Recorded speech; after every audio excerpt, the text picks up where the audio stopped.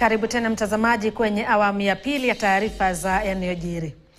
Inakadiriwa kuwa watoto milioni 160 duniani kote wanafanya kazi badala ya kucheza au kujifunza.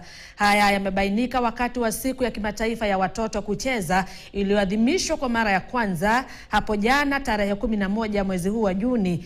Iliadhimisha hatua muhimu katika juhudi za kuhifadhi, kukuza na kutanguliza uchezaji kipaumbele ili watu wote hasa watoto waweze kustawi na kufikia uwezo wao kikamilifu.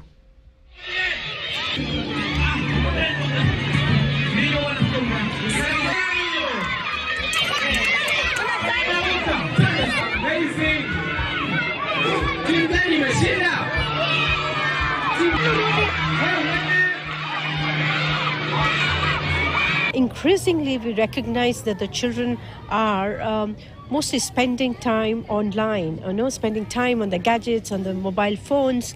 And there has been, and globally we've seen that children are not enjoying, the traditional back in times when the children used to play. So it was primarily to enhance